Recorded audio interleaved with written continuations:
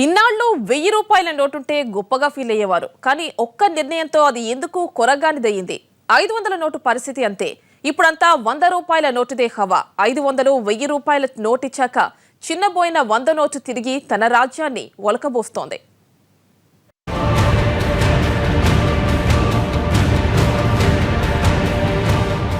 దేనికైనా టైం రావాలి.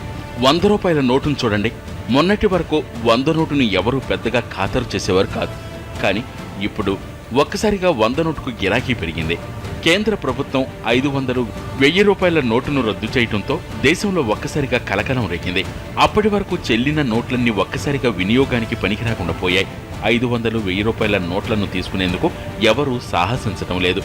దీంతో కేవలం బ్యాంకులకు వెళ్లి మాత్రమే నోట్లను మార్చుకోవాల్సిన పరిస్థితి.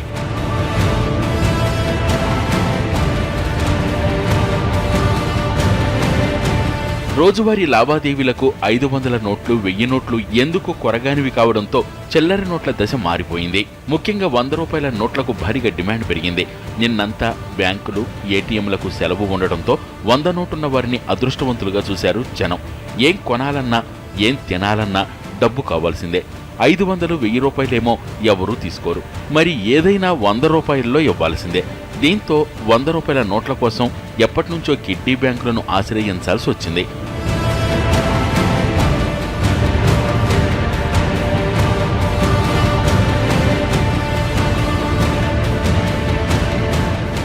చిల్లర లేక దేశ ప్రజలంతా ఇబ్బందులు పడ్డారు. టోల్ ప్లాజాల దగ్గర, పెట్రోల్ బంకుల దగ్గర గొడవలు జరిగాయి.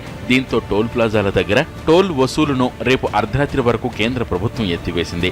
ఇక పెట్రోల్ బంకుల దగ్గర కూడా 100 ఉంటేనే పెట్రోల్, లేదంటే పెట్రోల్ లేదంటూ మొండికేశారు కొందరు డీలర్లు. 500, 1000 రూపాయల నోట్లు తీసుకునేందుకు వెనకడుగు వేశారు.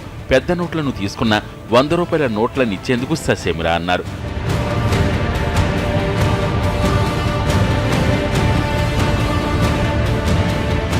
100 రూపాయల రాజభోగం మరికొన్ని రోజులు కొనసాగనుంది.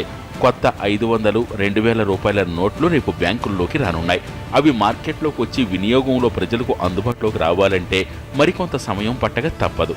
అంటే అప్పటి వరకు 100 రూపాయల నోటు చేతిలో ఉన్నవారే మహారాజులు.